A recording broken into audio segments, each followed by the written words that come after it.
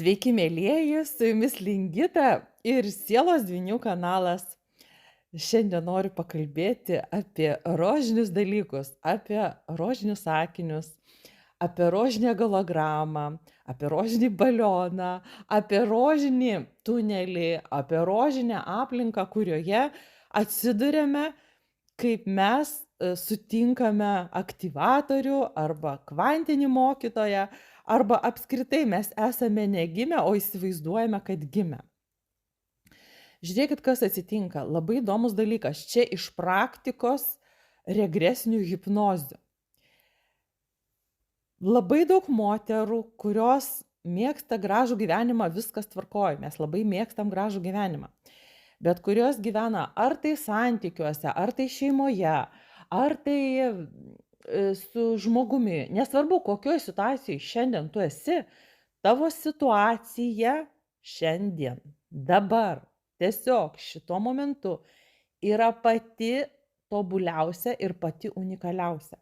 Jeigu tu esi kažkokiuose santykiuose, kur yra tau dabar labai blogai, tai žinok, su tavim visata dirba, tau rodo, kad išrišk čia, išspręsk čia. Nes jeigu tu neišspręsi čia ir dabar šitų situacijų, tu bėgsi ir turėsi iliuziją, va šitą rožinę iliuziją, rožinį balionėlį, kad kažkur tai ten yra labai laukia manęs geras gyvenimas, su sielos dvyniu, su kvantiniu mokytoju, su apskritai kažkokiu iliuziniu žmogumi. Aš jau tiesiog jum paryškinu spalvas, pamatykim savo iliuziją, pamatykim rožinį balionėlį. Jisai yra balionėlis, jisai yra iliuzija, jisai yra golograma.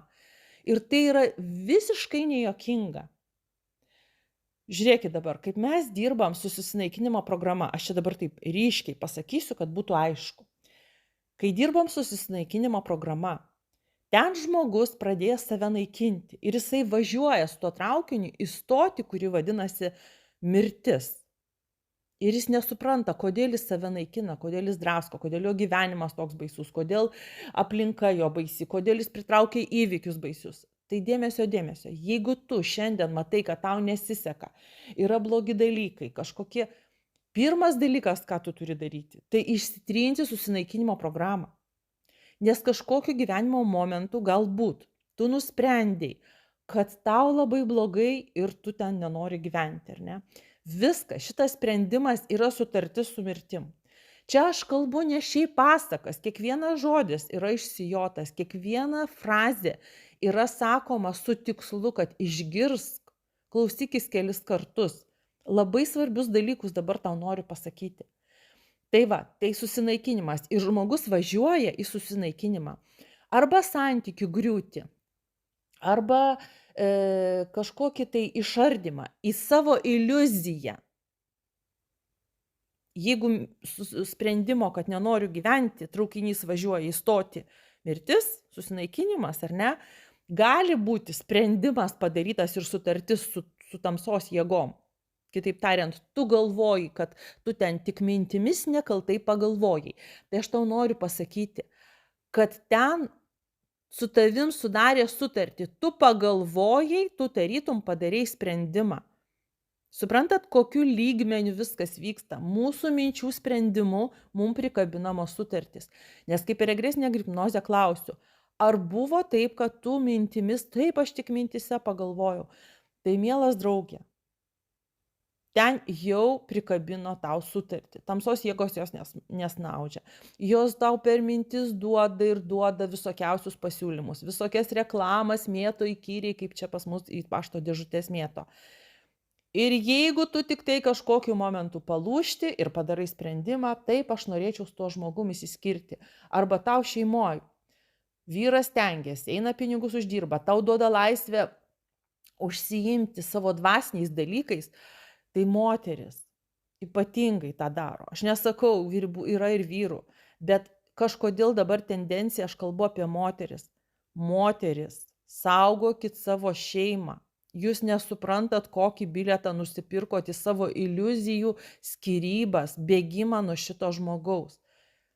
Tai yra iliuzinis rožinis balionėlis arba iliuzinis rožinis tunelis, jungtis, kad jūs va su tuo dvyniu ar su tuo kitu žmogumi būsite laiminga ir ten jum piešia rožinius akinius. Dėl ko? Jūs savo mintise padarot sprendimą, kad oi, aš to vyro nenoriu, nes jisai blogas ir aš va ten su tuo žmogumi tai turėsiu gyvenimą. Neturėsiu tų gyvenimo, nes pirmas dalykas, nėra tobulų žmonių šitoj žemėj. Kitas dalykas, jeigu tu tiek esi išsivaliusi, tiek esi patobulėjusi, ištobulėjusi, kad tu gali tiesiog skraidyti, ar ne, savo 5 išmatavime ir 30. Suprantat, jeigu tu būsi 30 išmatavime, aš čia aišku perdedu, ar ne, kad iki 30 nueiti mes jau kūno neturėtumėm, sudegtų, ar ne, bet palaipsniui mes kūną galima transformuoti, išvalyti visas programas ir galime mes pakilti iš tuos aukštesnius lygmenis, ar ne. Bet noriu ką pasakyti, kad tau bus nesvarbu, su kokiu žmogum tada gyventi. Tu galėsi ir su tuo abuseriu gyventi, ir su tuo robotu gyventi, ir kuris iš vis emocijų neturi, kuris iš vis dėmesio į tave nekreipia. Supranti, kas atsitiks? Atsitiks tai, kad tu su savim būsi, tiek nebus pas tave kabliukų, tavęs nekabins. Tau vienodai bus. Šitą informaciją, kurią aš kalbu, tau labai nepatogi. Tu net galbūt nori išsitrinti šito kanalo, išsibraukti. Tu tą ir padaryk, jeigu taip nori. Bet šitą informaciją, kurią aš tau sakau, kuri tau pasako tai, kad tu keisk stotį, kryptį, tu nusipirkai galbūt bilietą į tą stotį, skyrybų stotį, arba mirties stotį, arba dar kažkokį sprendimą esi padarius, kur net sunku pasąmoniai, tik per regresinę gali iškelti, ar ne? Aš čia kalbu ta, kuri kiekvieną dieną dirba su žmonėmis. Kokias sutartis žmonės yra padarę pasąmonį. Tai noriu pasakyti, kad jeigu tu galvoji, kad išsiskirsi ir būsi laiminga, tai pagalvok pirmiausia, kiek pas tave yra vaikų, kad juos užauginti reikia. Kitas dalykas, kad kol tavo vyras uždirba pinigus, tau leidžia eiti dvasiniais dalykais rūpintis, o tu nori jau gauti žmogų, kuris yra dvasinis. Taip, tu galbūt jį gausi, bet jis tau pinigų tavęs neaprūpins, nes jis bus toks savarankiškas, kad jis uždirbs pinigų savo, o tu turėsi užsidirbti pinigų savo. Tai tu šiandien pagalvok, ar tu šiandien jau dirbi, ar tu šiandien uždirbi pinigus, kad tu susijungtum su tokiu pilnaverčiu žmogumi, kuris dirba savo, o tu savo. Tai va, tu pagalvok apie tai, nes kada tau reikės eiti uždirbti juodai pinigus, tau neliks laiko dvasiniams dalykams, dvasiniams praktikoms, dvasiniams mokslams, tavo dvasingumas bus lygus nuliui. Tai tu šitą labai gerai pasverk. Aš jau ne kartą kalbėjau, kad jūs pirmiausia žiūrėkit savo šeimas. Jeigu tu šiandien toj situacijoje, tai reiškia, tu turi pradirbti va šitus blokus. Ir šitas žmogus tau yra mokytojas. Ir tu nebėk nuo šitos situacijos, kurioje tu šiandien esi. Šita situacija yra tau tobuliausia. Nes jeigu tu pabėgsi nuo šitos, tu šitas problemas vis tiek, šitus kabliukus, šitus trigerius turėsi vis tiek pradirbti galbūt kituose santykiuose, o greičiausia tu turėsi pradirbti viena būdama ir dar dirbdama sunkiai, kad išlaikytum save ir savo 4, 5, 6 vaikus, nežinau kiek pas tave vaikų, o gal tik vieną, bet ir vieną vaiką užauginti yra ką veikti. Tai va, tai aš tau noriu pasakyti, kad nedraskyk tos situacijos, kurioje tu esi. Aš nesakau, yra moteris, kuris gyvena su smurtaujančiu vyru. Aš tikrai nepasakysiu dabar visų situacijų, bet aš kalbu vidurkį, kur žmonės, moteris, turėdamos buitį sutvarkytą, turėdamos aplinką sutvarkytą, veržiasi į rožinį rytojų. Nu, nėra pas kaimyną žolė žalesnė, nėra pas kitą žmogų gyvenimas tobulesnis arba dvasingesnis. Moteris, merginos, žiūrėkit, kur jūs padarėt sprendimą ir į kur jūs važiuojat, į kokį rožinį rytojų jūs važiuojat. Pirmas dalykas, į rytojų nereikia važiuoti, reikia išmokti gyventi čia ir dabar ir džiaugtis, ar ne? Kitas dalykas, mums uždeda galogramas, kad mes nuvažiuotumėm į rožinį rytojų ir tenai įvažiuotumėm į tokią kančią, kad paskui galvotumėm, kur aš buvau, kas su manim buvo, kas man ant akių buvo uždėta. Tai aš tau noriu pasakyti, tau uždėti buvo rožiniai akiniai, rožinė galograma, kur tau davė patikėti, kad tavo gyvenimas va šitom iliuzijoj bus geresnis. Jeigu tu neišmokai gyventi čia ir dabar, šiandien, tavo gyvenimas nebus geresnis rytoj. Va čia, jeigu sugebi šiandien džiaugtis, dėkoti, sukurti savo būseną, padaryti kvantinį šuolį, jeigu aš matau mano būsenos blogos ar ne, negatyvios, aš liūdna, aš staigiai spaudžiu mygtuką, dabar yra prieš kalėdinis laikas, spauskit, klausykitės muzikos šitos, kuri verčia šokti, džiaugtis, puoštis namus, ieškoti dovanėlių, o gal jeigu nėra ten lėšų, sakysit, tai pasiimk kabliuką, pasiimk senų siuliukų, kokių nors išsitrauk, išsiplauk, padaryk, sumegzk kvadratėlius, padaryk, kad ir kokią mažą dovanėlę, kad ir kokią mažą piniginę tam žmogui, artimam ar savo šeimos nariui. Nusimegsi raudoną servetėlę. Tiesiog save padėk ten, kur tavo būsena gali būti džiaugsminga, šventinė. Jeigu tu sukursi savo šventę, tu tą šventę ir turėsi. Jeigu tu sukursi šventę savo galvoj, tu turėsi šventę galvoj. Jeigu tu sukursi savo būseną viduj, savo širdį, tu turėsi. Aišku, jeigu tavo užgrobta siela arba sielos branduolys mažiau negu 50%, tu tiesiog tų sprendimų neturi jėgos daryti. Tai ateik, mes pradirbsime, surinksim tavo sielos branduolį ir tu pradėsi kitaip gyventi. Tai pamąstyk apie tai. Jeigu tu neturi jėgos, reiškia tavo jėgas kažkas siurbia. Reiškia tavo portalai ten šalia juodėja atidaryti, kur išsiurbia tave visą. Arba sielos dalys išmėtytos po vaikystės traumas. Jeigu tu šiandien iš savo mylimos, mėgstamos veiklos negali uždirbti pinigų, reiškia iš tavęs siurbia kažkas tai jėgas. Reiškia, galbūt net tavo tas vadinamas talentas yra ne tavo talentas, o nukopijuotas nuo kažko kito. Aš šiandien kalbu labai nepatogius dalykus, bet tam, kad tu padarytum kvantinį šuolį. Šitame kanale mes iš tikrųjų dirbam jau tikrai gal jau 4 metai. Ir jau mes esam tikrai užaugę padaryti kvantinį šuolį, stebėti savo mintis ir jas keisti. Tiesiog stebėti savo mintis. Ar tai sunku? Kai impranti, tai iš tikrųjų visiškai lengva. Ir daug moterų tą yra padariusios ir tai pavyksta. Nepavyksta, atvažiuokit į seminarus, į mokymus, kartu pradirbsim. Kartu įvairiausios pasidalinsim technikom, praktikom, tom būsenom. Šalia to žmogaus, kuris tai praėjęs, yra daug paprasčiau tai padaryti. Ir aš ėmiau interviu iš mūsų mylimos Andželos, ar ne, kuri dabar studijuoja Iškeregio akademijoje. Ir kiekvienas mes turim savo tą sritį. Aš iš jos mokinuosi, kaip tvarkyti savo mitybą, kaip išmokti valgyti žalią maistą, žalius produktus. Jinai savo buvimu, savo biolauku mane užkrėtė tą daryti. Aš mokau savo dalykų, ką aš moku, ką aš kuriu. Tai ir aš manau, kad mes ateityje mes iš vis turėsim kiekvieną savo sritį. Oi, čia daug sako kaučerių, dabar daug mokytojų. Mes vieni iš kitų pirksim šitą kelią, kurį žmogus praėjęs per save, jisai tą kelią kaip ir tau pramynęs, kaip ir išpjovęs, ar ne, kaip eini per didelį lauką, rugių, ar ne, tas kelias sunkus eiti, arba per brūzgynus, per dilgėlynus, ar ne, kaip mes vieną kartą drauge ėjom prie Nemuno, tiksliau nuo Nemuno grįžinėjom namo ir ėjom sugalvojom per pievas, ar ne, išsimaudžiusios ir einam per tokius dilgynės didžiausias.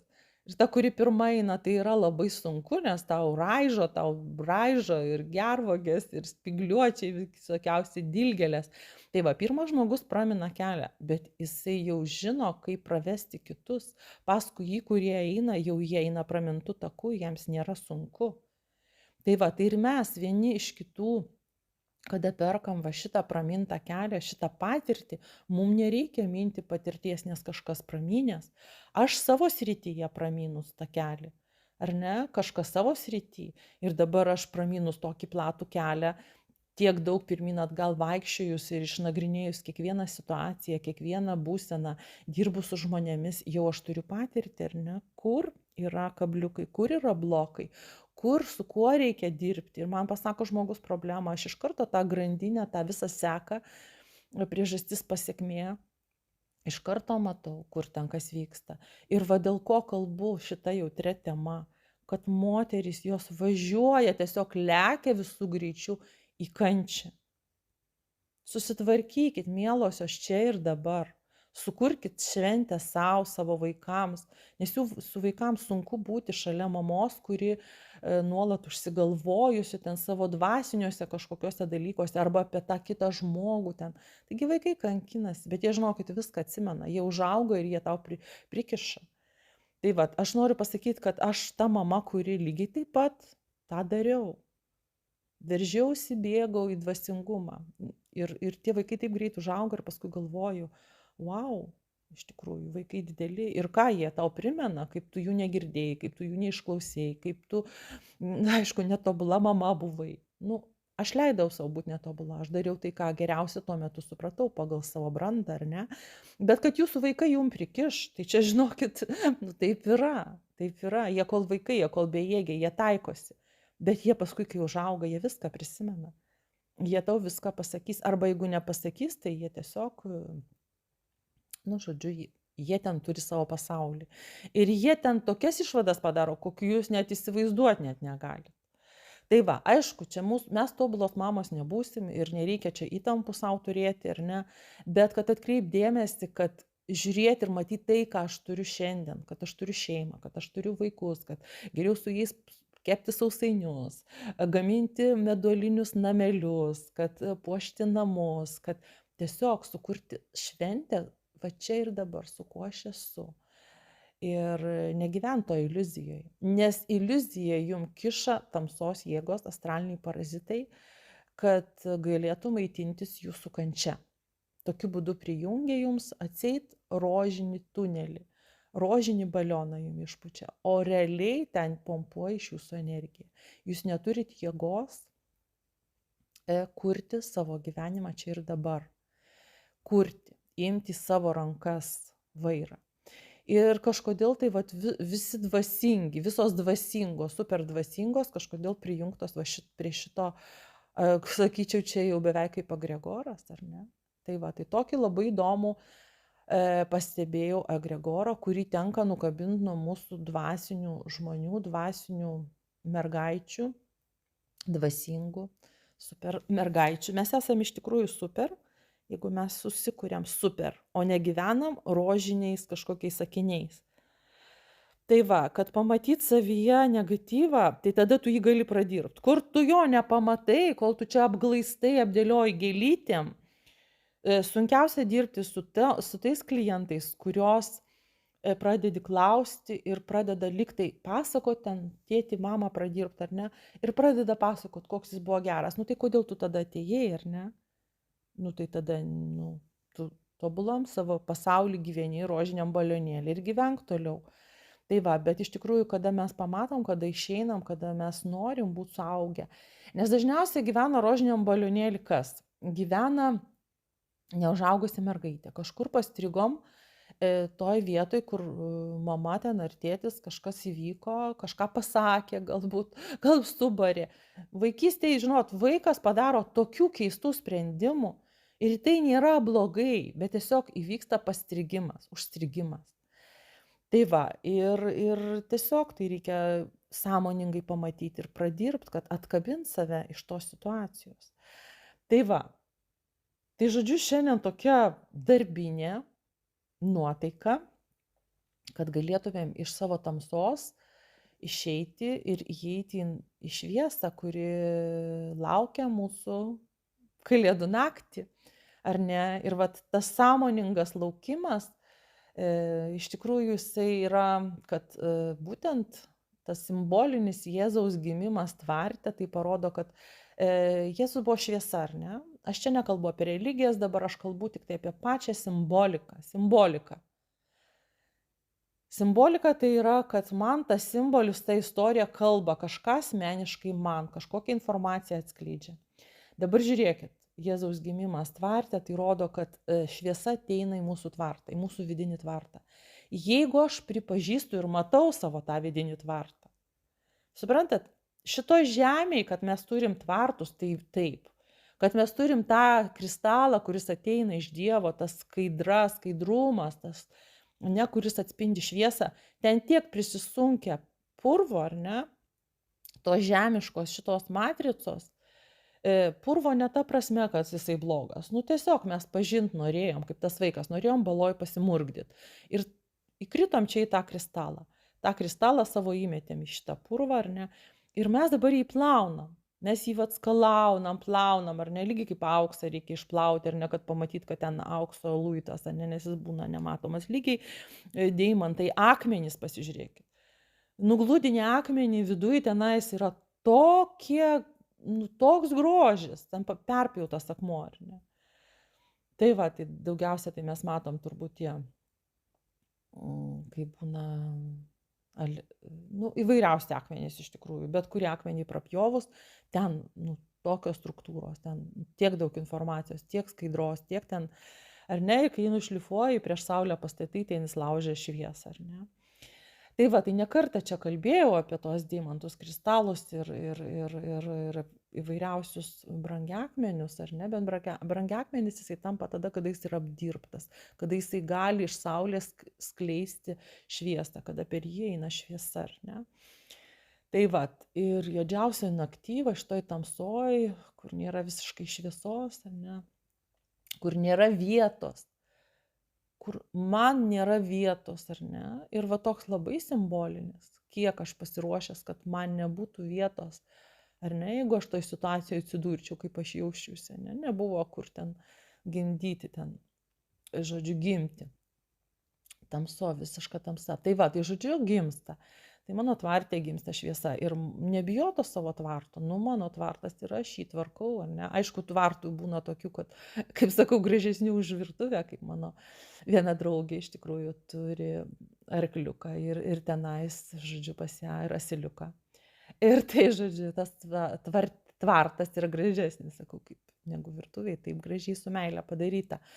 Tai tikrai pas kitus tas tvartas labai sutvarkytas. Tai va, tai aš noriu pasakyti, kad mes pastebėkim savo tvartą, nu nebijokim pamatyti, ne, kiek ten visko yra. Ir va šitos šventės tam ir yra, tas va laukimas, tas pynimas ar vainikų, ar ką mes beje darysim, ar ne, įprasminsim savo šitą šventę. Tai va, atvykit į vainikų pynimą, tai čia bus simbolinis užbaigimas, va šitas ratas, kur mes dirbsim su psichosomatika, mes dirbsim per balsą, per garsą. Kas jau klausysit šito įrašo po švenčių, tai tikrai ieškokit informacijos, kur galima rasti mokymus, ar ne, apie tai, ką mes darysim iš tikrųjų. Neužilgo bus įjungtas prisijungimas prie klubo narių, ar ne, kur galima susimokėti nedidelį mokestį mėnesį, arba 2 eurus, arba 5 eurus ir nuolat klausyti šitų įrašų, kur bendrosio, nu, viešai nepateikiama, nes ne visi žmonės pajėgus priimti. Tie, kurie augot kartu, tie, kurie subrendę, tie, kurie jau turi tam tikrą dvasinį bagažą, ar ne, kurie jau iš tikrųjų tikrai valdot savo kvantinį lauką, kurie valdot savo mintis, ar ne, kurie yra tikrai pažengę žmonės, tai tiems reikalingas tvirtesnis maistas. Todėl tikrai kviečiu jungtis į šitą klubą už tuos kelis eurus per mėnesį ir klausytis tikrai aukštesnio brandos lygmens šitų paskaitų, šitų mokymų. Tai va, mėlėjai, tai šiandien tiek, šiandien su jumis buvo Lingita, atvykite į seminarus, mokymus ir gražių švenčių. Iki susitikimo.